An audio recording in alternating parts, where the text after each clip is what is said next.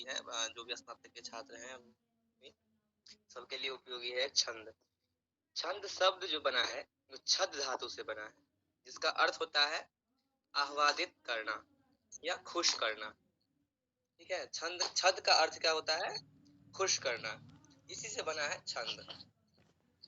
यह आहवाद वर्ण या मात्रा की नियमित संख्या के विन्यास से उत्पन्न होता है। यह जो आहवाद वर्ण है, जो यहाँ पर कहा गया है आह्लादित करना, तो आहवाद जो है या मात्रा की नियमित संख्या के विन्यास से। क्या हुआ? क्या ये बहुत ही महत्वपूर्ण है छंद को लेकर के यह बात कि मात्रा की नियमित संख्या। जब हम लोग छंद पढ़ रहे हैं, जैसे आगे हम लोग देखेंगे ये सब जो है छंद के अलग अलग भेद है, उसमें हम लोगों को बस मात्रा ही समझना होता है अधिकतर, कि कौन से छंद किस प्रकार के छंद में कितनी मात्रा होती है, उसी से हम लोग पता लगाते हैं कि हाँ ये इस प्रकार का छंद है। तो यह ध्यान देंगे आहवाद वर्ण जो है या मात्रा जो कहें हम, वो मात्रा की नियमित संख्या के विन्यास से उत्पन्न होता है। क्या उत्पन्न होता है? आहवाद वर्ण। इस प्रकार छंद की परिभाषा क्या होती है? ध्यान देंगे, वर्णों या मात्राओं के नियमित संख्या के विन्यास से यदि आहवाद पैदा हो, अर्थात खुशी। विन्यास का अर्थ क्या होता है? विन्यास मतलब होता है एक समूह समझ लीजिए, या क्रमबद्ध, एक क्रमबद्ध अति समझ लीजिए, नियमित संख्या, लगातार एक क्रम से भी संख्या दिया रहे, उसे कहेंगे विन्यास। यह समूह समझ लीजिए, संख्या का एक ऐसा समूह जो एक नियमित रूप से सजाया गया हो, उसे ही जो है हम क्या कहते हैं? छंद कहते हैं। छंद में क्या होता है? नियमित रूप से संख्याओं को सजाया जाता है, है ना, नियमित संख्या के विन्यास। अर्थात विन्यास से जो है एक पंक्ति समझ सकते हैं हम लोग, एक कड़ी समझ सकते हैं, कहते हैं एक कड़ी में बांध देना सबको, उसे विन्यास वही हुआ।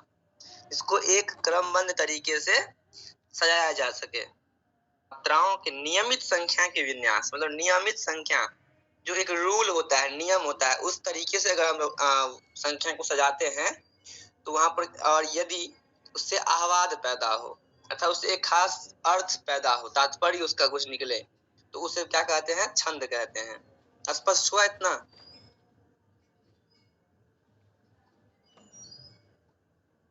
कोई बताइए, स्पष्ट हुआ? हाँ, आगे चलते हैं तब। छंद का दूसरा नाम पिंगल है।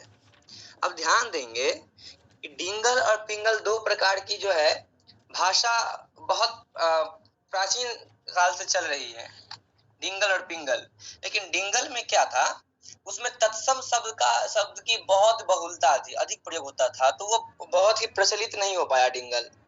लेकिन पिंगल जो है बहुत ही प्रचलित पद्धति हो गई, और इसी का रूप जो है बाद में ब्रज भाषा में परिवर्तित हो गया। मैं आज ही पढ़ रहा था किताब, तो देखा ये सारी बातें, इसलिए बता रहा हूँ कि छंद का दूसरा नाम पिंगल भी है। इसका कारण यह है कि छंद शास्त्र के आदि प्रणेता पिंगल नाम के ऋषि थे। आगे प्रणेता मतलब जो सबसे पुराने रहे होंगे विद्वान छंद शास्त्र के, मतलब छंद को रचने वाले, उसमें से एक पिंगल नाम के ऋषि भी थे। यहाँ पर कुछ दूसरा अर्थ इसका दे रहे हैं, लेकिन डिंगल पिंगल एक पद्धति भी है। छंद का सर्वप्रथम उल्लेख ऋग्वेद में मिलता है। ठीक है, जिस प्रकार गद्य का नियामक व्याकरण है, उसी प्रकार पद्य का छंद शास्त्र। अब ध्यान देंगे, गद्य का नियामक व्याकरण है, अर्थात जब हम लोग व्याकरण पढ़ते हैं तो व्याकरण में क्या सब पढ़ते हैं? कारक पढ़ते हैं, समास पढ़ते हैं, विभक्ति पढ़ते हैं, फिर उपसर्ग प्रत्यय पढ़ते हैं। तो वह सब क्या है? एक गद्य को नियमित रूप से बनाने के लिए, रचने के लिए जो है व्याकरण की आवश्यकता पड़ती है। उसी प्रकार छंद शास्त्र जरूरत पड़ता है कब? जब हम लोग पद्य की रचना करते हैं, कविताएं लिखते हैं, उसमें छंद शास्त्र की आवश्यकता पड़ती है। अब ध्यान देंगे छंद के अंग अर्थात छंदों के भेद कितने प्रकार के हैं छंद, ध्यान देंगे। पहला है चरण, पद या पाद, जिसको लोग पद कहते हैं ना, जैसे कबीर के पद, रहीम के पद, इस तरीके से वह है। दूसरा है वर्ण और मात्रा, यह हो गया। फिर संख्या और क्रम, संख्या क्या, कितना, किसमें क्या रहता है, कितने क्रम है, यह सब देख लेंगे आगे, हम तुरंत समझ में आ जाएगा सभी को। फिर गण क्या है, गति, यति मतलब विराम, कहाँ पर रुकना है कहाँ पर नहीं रुकना है, वो सभी बातें एक छंद में होना चाहिए। फिर है तुक, तुक भी मिलना चाहिए। कहीं कहीं अतुकांत भी होता है, लेकिन अधिकतर पहले के कवि जो थे वो तुक लगा करके ही कविताएं करते थे। ध्यान देते हैं। अब है चरण, पद या पाद जो भी कहें। तो छंद के प्राय 4 भाग होते हैं। इनमें से चरण, प्रत्येक को चरण कहते हैं। ठीक है, छंद के कितने भाग होते हैं? 4, मुख्यतः 4 भाग होते हैं, जिनमें से प्रत्येक को चरण कहते हैं, मतलब खंड कह सकते हैं। छंद के 4 खंड हैं। दूसरे शब्दों में कहें तो छंद के चतुर्थांश, चतुर्थ भाग को चरण कहते हैं, अर्थात 1/4 भाग को। छंद के जो है 1/4, चतुर्थांश मतलब हुआ 1/4, तो उस भाग को क्या कहते हैं? चरण कहते हैं। कि छंद 4 प्रकार का, उसमें पहला भाग जो है 4 में से एक भाग वह चरण कहलाता है। आगे ध्यान देंगे कि कुछ छंदों में चरण तो 4 होते हैं, लेकिन वे लिखे 2 ही पंक्तियों में जाते हैं। अब ध्यान देंगे आप लोग कभी पद देखे होंगे, छंद देखे होंगे, 2 पंक्ति होती है, तो बीच में 2 जगह कॉमा दिया रहता है दोनों पंक्ति में, और अंतिम में पूर्ण विराम दिया रहता है, मतलब 4 जगह रुकना होता है। तो 1/4 जो होता है, पहला चौथाई होता है, उसको कहते हैं चरण। और आगे ध्यान देंगे 4 होते हैं, लेकिन वे 2 ही लिखे जाते हैं। कहीं कहीं क्या होते हैं कि पंक्ति में 4 भाग तो होते हैं, लेकिन वो 2 ही पंक्ति में लिखे जाते हैं, कॉमा डाल दे करके। जैसे दोहा, सोरठा आदि। दोहा सोरठा में क्या होता है, बीच में कॉमा डाल करके एक ही पंक्ति में 2 चरण डाल देते हैं, और फिर नीचे वाले पंक्ति में 2 चरण डाल देते हैं, तो 4 चरण ऐसे ही हो जाते हैं।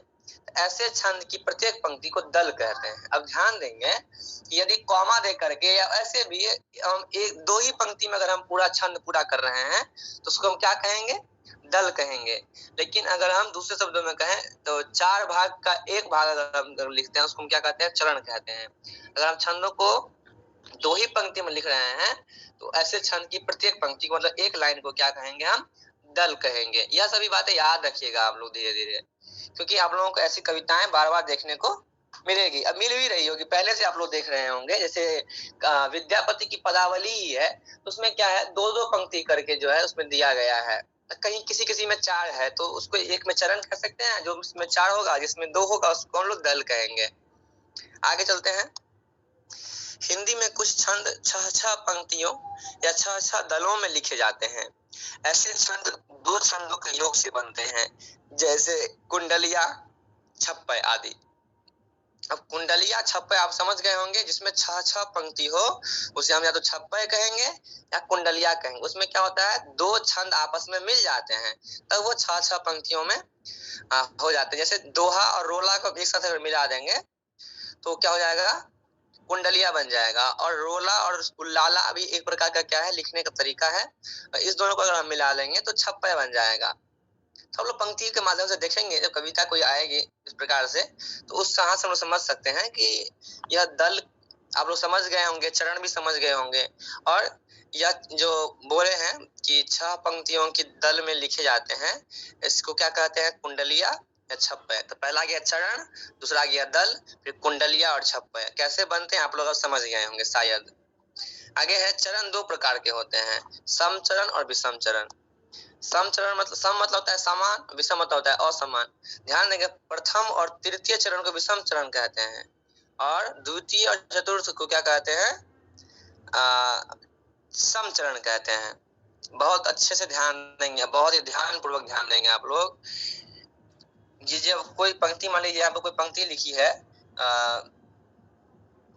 क्या है, 2 पंक्ति लिखी है, और पहला और तीसरा मतलब जस्ट नीचे जो लिखा रहता है वो, या फिर दूसरा और चौथा अगर आपस में समान है, समान रहे ना रहे, मतलब पहला और तीसरा को हम क्या कहेंगे?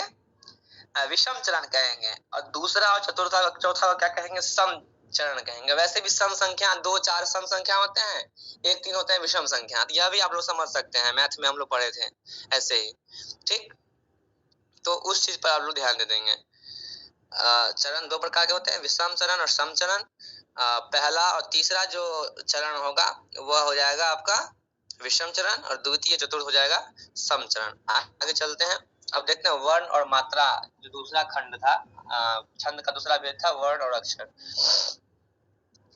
एक स्वर वाली ध्वनि को वर्ण कहते हैं, जिसमें बस एक ही स्वर हो, उसे क्या कहेंगे? वर्ण कहेंगे, चाहे वह स्वर ह्रस्व हो या दीर्घ। अब जैसे हम बोलेंगे ए या ऐ, दोनों क्या है? वर्ण है। या अब ए क्या है? उसमें ह्रस्व है, और ऐ क्या है? दीर्घ है। आप लोग भी समझते होंगे, जब आप लोग व्याकरण या वर्णमाला पढ़े होंगे तो उसमें आप लोग को समझ में आया होगा ये सारी बातें। ठीक है, जिस ध्वनि में स्वर नहीं हो, जैसे हलंत शब्द में राजन, राजन का नौ में क्या है? हलंत लगा हुआ है। तो संयुक्ताक्षर का पहला अक्षर कृष्ण, संयुक्ताक्षर का पहला अक्षर क्या है? जिसमें मूर्धन स जुड़ा हुआ है मूर्धन नौ में, तो वो श है जिसमें हलंत लगा हुआ है, उसे वर्ण नहीं माना जाता है। ध्यान देंगे, जिस अक्षर में नौ में किसी भी अक्षर में हलंत लगा रहता है तो उसे हम लोग वर्ण नहीं मानते हैं। वर्ण किसे मानेंगे? जो पूर्णतः अक्षर है, क ख से लेकर के ह तक। और वर्ण कोई अक्षर कहते हैं, ये सभी तो आप लोग पहले से जानते होंगे। वर्ण दो प्रकार के होते हैं, ह्रस्व वर्ण और दीर्घ वर्ण। अब ध्यान देंगे, ह्रस्व वर्ण कौन कौन से हैं? जिसमें छोटी मात्रा या उसको उच्चारण करने से कम समय लगता है, उसे ह्रस्व स्वर कहते हैं। इसको बोलने में, उच्चारण करने समय में ज्यादा समय देना पड़ता है, जोर लगाना पड़ता है, उसे दीर्घ स्वर करते हैं। दीर्घ का अर्थ ही है बड़ा, और ह्रस्व का अर्थ होता है छोटा। ध्यान देंगे, अ ह्रस्व ई, ह्रस्व ऋ, क, की, कु, कृ। अब देखिए, कु में भी क्या है? ह्रस्व उ की मात्रा है, ह्रस्व ई की मात्रा है। कृ में भी री की मात्रा है, तो री ह्रस्व में ही गिनती, जैसे री है तो री की मात्रा भी है। वैसे ही आ, ह्रस्व ई, आ, दीर्घ ई, दीर्घ उ, ए, ऐ, ओ, ये सभी क्या है? दीर्घ वर्ण है। ध्यान देंगे। अच्छा, इससे पहले बता दिए थे, ए ऐ में बता दिए थे अंतर, ऐसा नहीं है। वो ह्रस्व ई और दीर्घ ई में आप अंतर समझ सकते हैं, ह्रस्व दीर्घ में या आ में समझ सकते हैं। ए ऐ दोनों भी क्या है? दोनों ही दीर्घ वर्ण है। ओ औ सभी क्या है? दीर्घ वर्ण। देखें, ओ औ, फिर का, इसमें आ की मात्रा आ गई, दीर्घ की मात्रा, दीर्घ ओ की मात्रा, ए ऐ ओ औ की मात्रा, तो ये सभी क्या है? दीर्घ वर्ण आ जाते हैं। ह्रस्व स्वर में ये सभी आ जाते हैं। ये बहुत ही स्पष्ट रूप से आप लोग समझ लेंगे। देखिए, अभी मैं ये सब आप लोगों को समझ में आ रहा होगा कि ये सभी क्यों बता रहे हैं, क्या हो सकता है। जब हम लोग पंक्ति पढ़ेंगे और छंद को समझने की कोशिश करेंगे, तो ये सभी बातें रिकॉल करेंगे, ध्यान में दोबारा दोहराएंगे, तो आप लोगों को लगेगा अरे वाह, इसके लिए पढ़े थे। फिर मात्रा क्या है? मात्रा जान लेंगे। किसी वर्ण या ध्वनि के उच्चारण काल को मात्रा कहते हैं। उच्चारण काल मतलब उच्चारण करने में कितना समय लगता है और किस प्रकार से उच्चारण करते हैं, उसे हम क्या कहते हैं? मात्रा कहते हैं। अच्छा, यहाँ से पहले किसी को समझने में किसी चीज में समस्या, किसी पंक्ति में, या हमारे बोलने की स्पीड को लेकर? भैया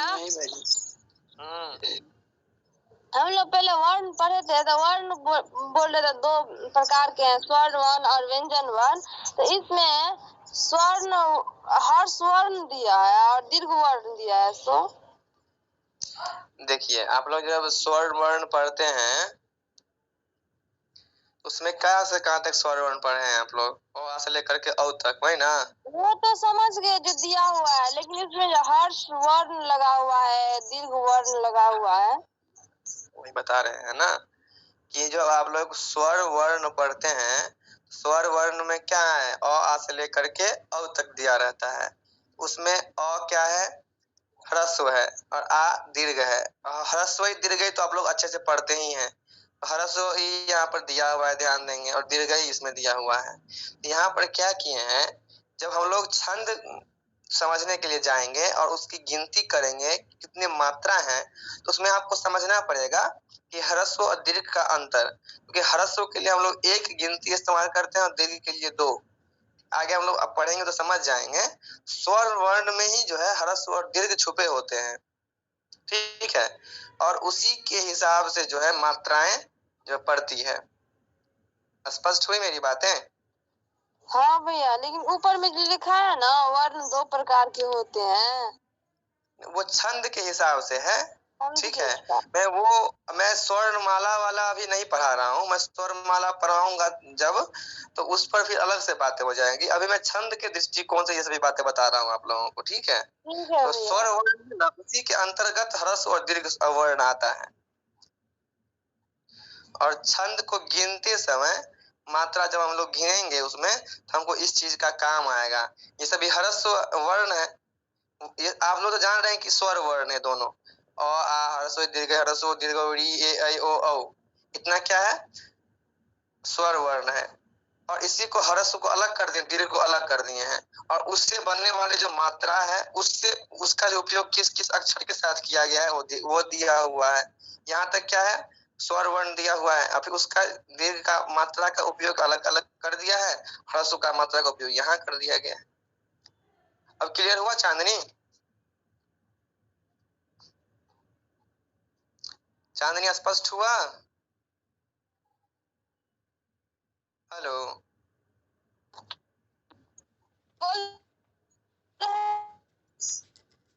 अच्छा नेटवर्क की समस्या। अब मात्रा, किसी वर्ण या ध्वनि, किसी भी अक्षर को या आवाज, ध्वनि मतलब आवाज होता है, उसको उच्चारण करने में जितना समय लगता है उसे हम क्या कहते हैं मात्रा कहते हैं।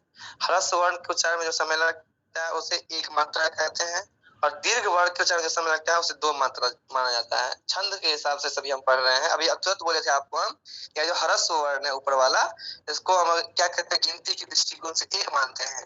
देख रहे हैं, सिर्फ एक मात्रा मानते हैं, दीर्घ में क्या कहते हैं उसे दो मात्रा मानते हैं। अब यहाँ ध्यान देंगे यह पंक्ति क्या है। इस प्रकार मात्रा दो प्रकार के होते हैं, ह्रस्व और दीर्घ। ह्रस्व में अ ह्रस्व ई ह्रस्व री, और दीर्घ में है आ दीर्घ ई दीर्घ ए ऐ ओ औ। अब है वर्ण और मात्रा की गणना। अब वर्ण और मात्रा को हम गिनेंगे कैसे, यह बात हम लोगों को समझना पड़ेगा। वर्ण की गणना देख लेते हैं।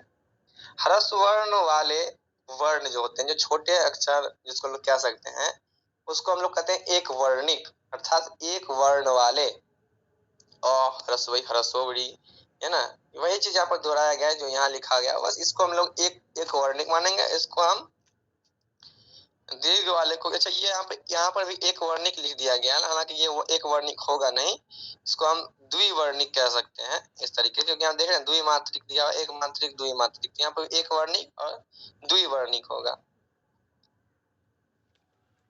दीर्घ वर्णिक द्विवर्णिक हो जाएगा। ठीक है, मात्रा का गणना। अच्छा, वर्ण में हम लोग एक वर्णिक ही कह सकते हैं, कारण है कि यह वर्ण तो एक ही है, लेकिन दीर्घ वर्ण होने के कारण जो है इसकी मात्रा वर्ण की गणना करेंगे। अक्षर तो एक ही है ना, आ दीर्घ ई दीर्घ उ, अक्षर तो एक ही है, तो वर्ण के हिसाब से हम दोनों में एक एक ही मानेंगे, लेकिन जब हम मात्रा की गिनती करेंगे तो यह ह्रस्व स्वर एक मात्रिक हो जाएगा और दीर्घ स्वर क्या हो जाएगा द्विमात्रिक हो जाएगा। दीर्घ वाले का उच्चारण में क्योंकि समय लगता है, मात्रा भी आगे से लगा हुआ होता है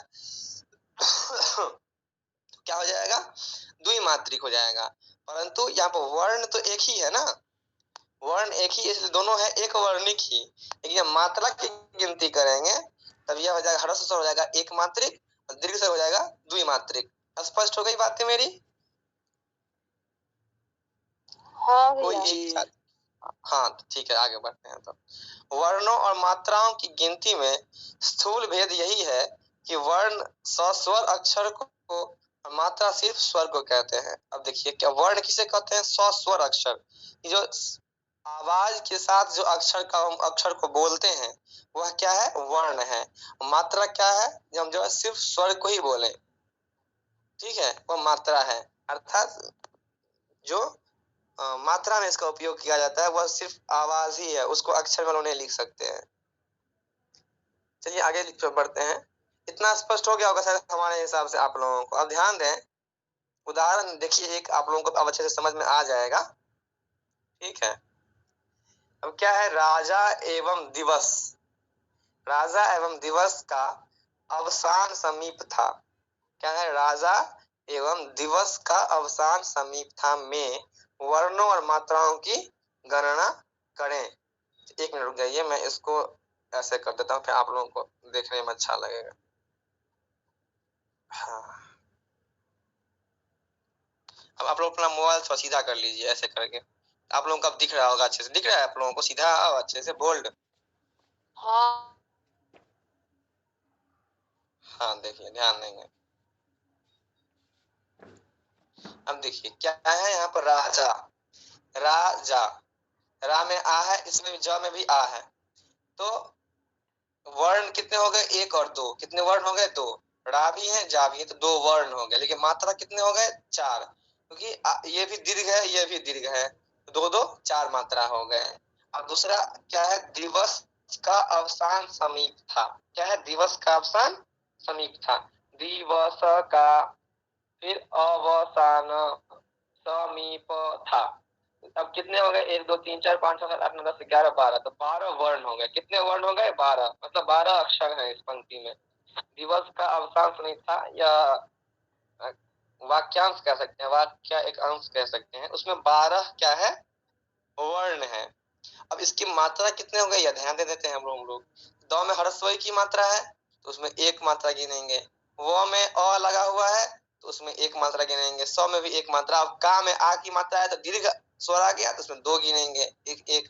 समझ गए कैसे गिनना है? आप लोगों को गिनती समझ गए? जी भैया। जी भैया। हाँ, जिसमें जिस अक्षर में ह्रस्व स्वर रहेगा उसमें एक गिनती करेंगे, जिसमें दीर्घ स्वर रहेगा उसमें दो गिनती करेंगे, अंतिम में सबको जोड़ करके यहाँ पर लिख देंगे। तो इसमें क्या हो जाएगा? पूरा 16 मात्रा हो गया। बस यही तो है। 2 1 3 2 5 1 6 7 8 2 10 11 12 14 15 यहीं पर हो रहा है। जो भी गिनती कर लीजिएगा आप लोग, 16 मात्रा आएगा, यहाँ लिखा हुआ है खोल करके। तो इस प्रकार से जो है दिवस का अवसान समीप था। उदाहरण देकर के बताया गया है आप लोगों को गिनती कैसे किया जाना चाहिए। आपको राजा दे दिया, एक शब्द दे दिया, उससे आप लोगों को समझ गए कि दीर्घ रहेगा तो दो दो जोड़ेंगे, और ह्रस्व रहेगा तो एक एक लिखेंगे और उसको जोड़ लेंगे। अब यहाँ पर ध्यान देते हैं, लघु व गुरु वर्ण क्या है। दीर्घ वर्ण को ये लोग गुरु वर्ण भी कहते हैं। लघु मतलब छोटा और गुरु मतलब बड़ा। अब छंद शास्त्री, मतलब जो छंद शास्त्र के विशेषज्ञ रहे हैं, वो ह्रस्व स्वर तथा ह्रस्व स्वर वाले व्यंजन वर्ण को लघु कहते हैं। वही बात है, मैं आप लोगों को बता ही रहा था अभी। और लघु के लिए प्रयुक्त चिन्ह एक पाई रखा है, एक पाई मतलब ऐसे, ठीक है। इसी प्रकार दीर्घ स्वर तथा दीर्घ स्वर वाले व्यंजन, कोई दीर्घ स्वर हो जाए या उसके साथ कोई व्यंजन लगा हो, उस वर्ण को क्या कहते हैं? गुरु कहते हैं। गुरु के लिए प्रयुक्त चिन्ह क्या है? वर्तुल रेखा। ऐसा जब आप लोग मैथिली में खास तौर पर जब आप लोग लिखेंगे होंगे कुछ, तो आप इस प्रकार के बहुत जगह इस्तेमाल किए हुए देखेंगे। इसको कहते हैं वर्तुल रेखा। क्या कहते हैं? वर्तुल रेखा। इस प्रकार समझिए 5 है, लेकिन बहुत सी लाइन कट जाता है। वर्तुल रेखा, वर्तुल रेखा जी। और ये जो है इसको पढ़ेंगे पाई रेखा, एक पाई, और ये वर्तुल रेखा। लघु वर्ण के अंतर्गत शामिल किए जाते हैं, है ना। अब ध्यान देंगे, अब एक मिनट, यह जो अब आप लोगों को यह जो दिख रहा है और अभी देख लेते हैं कि यह कहाँ से आ रहा है, किस पंक्ति से।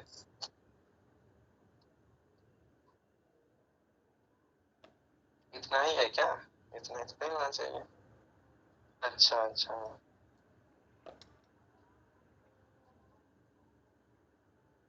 तो यह पढ़ लिए थे, अब यह पढ़ेंगे। एक मिनट लगिए इसका।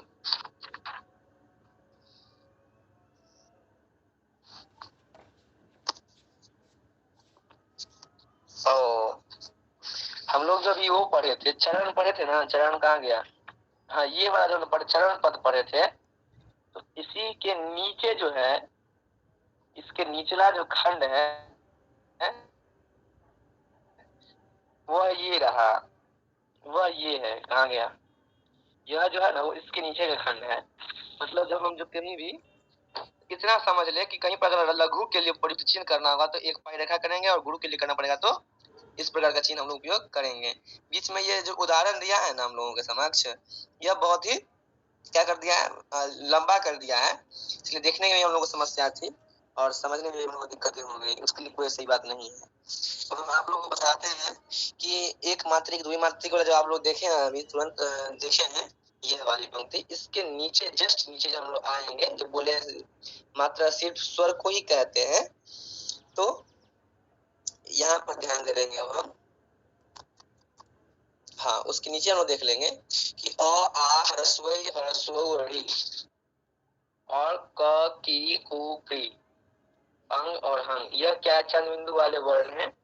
इसको अंशु वर्ण या हंसी कहते हैं। जैसे अंशु वर्ण में अंग का उपयोग होता है, अंश का, और त्य संयुक्त बनने वाले वर्ण है, इसमें त्य है तो आधा लगा हुआ है। तो यही कहने का तात्पर्य यही था यहाँ पर कि लघु और दीर्घ वर्ण में कैसे क्या अंतर है, लघु और गुरु वर्ण में। बहुत ही कंफ्यूजन हो गया ना यहाँ पर हम लोगों को, यहाँ पर क्या था नहीं था।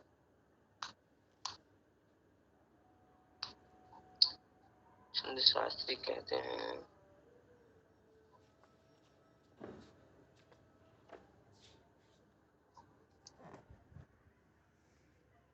अंतर्गत शामिल किए जाते हैं, ये सभी जितना भी है यहाँ पर क्या है, लघु वर्ण के अंतर्गत शामिल किए जाते हैं। लघु वर्ण क्या है आप लोग समझ रहे हैं अच्छे से। लघु वर्ण क्या है, जिसमें एक पाई रेखा का उपयोग किया जाता है, उसे हम लघु वर्ण कहते हैं। अब गुरु वर्ण के लिए हम लोग वर्तुल रेखा का उपयोग करते हैं। और आगे देखते हैं ये लघु वर्ण और हम लोग देख लिया। अब हम लोग पढ़ना क्या है, गुरु वर्ण। लघु और गुरु पढ़ना है ना। लघु के लिए हम लोग जान लिए यहाँ पर जो है सो यह जो है ह्रस्व स्वर को ही हम लोग क्या कहते हैं, लघु कहते हैं। और ह्रस्व ये सभी है, मैं आप लोगों को बार बार अभी आप लोग ऊपर देखे ही हैं। इसके बाद जो है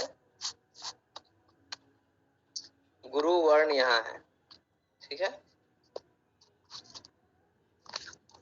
किसी के मन में कोई कंफ्यूजन नहीं ना है, क्योंकि बीच में थोड़ा इधर उधर बुतला गए थे हम लोग। हम ही बुतला गए थे, आप लोग नहीं बुतलाए थे।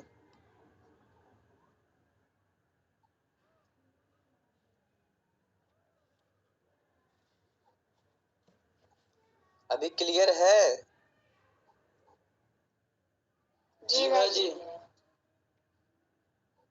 आगे बढ़ा जाए जी। हाँ तब चलते हैं, क्या करेंगे, थोड़ा हो जाता है कभी कभी। वैसे हम भांग वांग खाते तो नहीं है, कभी कभी हो जाता है ऐसे। मतलब भांग नहीं खाए हुए हैं, कभी कभी भांग नहीं खाते, मतलब भ्रमित हो जाते हैं कभी कभी बिना खाए हुए भी। सो बोल रहे हैं आप लोग, मतलब के अंतर्गत शामिल किए जाते हैं क्या क्या, यह सभी आप लोग भी बार बार देख ही रहे हैं। इतना बस समझना है कि ह्रस्व को हम लोग लघु बोलते हैं और दीर्घ को हम लोग गुरु बोलते हैं, बस वही चीज, और कुछ अलग से यहाँ पर नहीं है। और इसमें अनुस्वार वाले और विसर्ग वाली जो भी बातें हैं, वह वर्ण यहाँ पर है, वह भी किस में आता है, गुरु वर्ण में आता है। अग्र का अ होगा और वक्र का व, मतलब ये सब क्या है, संयुक्ताक्षर का पूर्ववर्ती वर्ण है। पूर्ववर्ती मतलब यहाँ उसके आगे वाला जो वर्ण है उसमें क्या संयुक्ताक्षर है, संयुक्ताक्षर, संयुक्त से बना हुआ अक्षर, उससे जो पूर्ववर्ती वर्ण है। और राजन का ज, अर्थात ज के बाद क्या है, नौ हलंत लगा हुआ है। हलंत वर्ण से पहले वाला वर्ण होता है, ये सभी क्या आता है, गुरु वर्ण के अंतर्गत आता है। यह याद रखेंगे, यह भी आप लोगों को छंद में काम आएगा। लघु वर्ण और गुरु वर्ण कैसे आता है, इसको आप लोग कैसे एक बार समझ लीजिएगा। देखिए पहली दो पंक्ति तो आपको अच्छे से स्पष्ट हो गई होगी। अब बिंदु वाली और विसर्ग वाली भी आती है इसी के अंतर्गत, यह भी आप लोग समझ गए होंगे। और संयुक्ताक्षर से पहले वाले अक्षर और हलंत वर्ण से पहले वाले अक्षर, ये सभी गुरु वर्ण के अंतर्गत आते हैं। और लघु वाले भी आप लोग समझ गए हैं कि अ आ हरस्व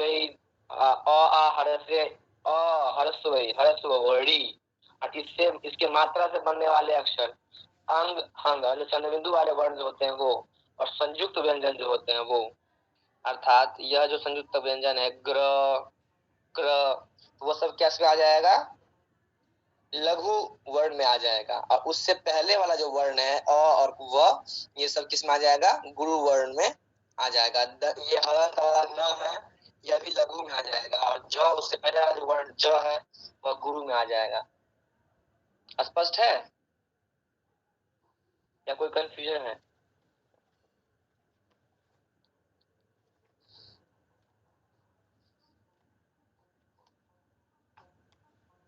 बोलिए आप लोग कोई।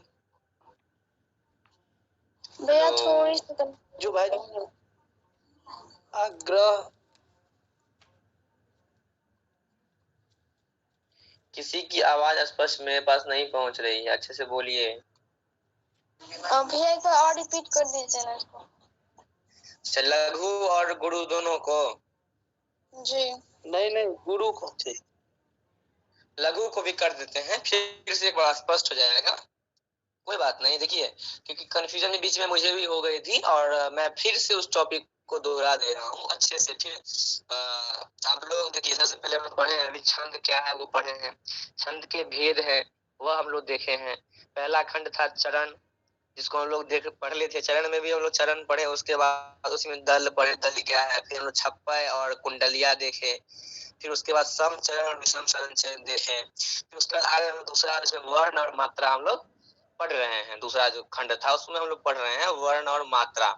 यहाँ हम लोग तीसरा के पास है संख्या और क्रम, इससे पहले जो भी है वो दूसरा खंड पढ़ रहे हैं, वर्ण और मात्रा। तो वर्ण हम लोग बहुत अच्छे से समझ गए हैं, ह्रस्व और दीर्घ वर्ण। और उसके बाद हम लोग मात्रा पढ़ रहे हैं, मात्रा भी हम लोग पूर्णतः पढ़ लिए हैं, जिसमें एक मात्रिक द्विमात्रिक आप लोग उदाहरण से स्पष्ट कर लिए। इतना आप लोगों को कहीं कोई समस्या नहीं होगी हमारे हिसाब से।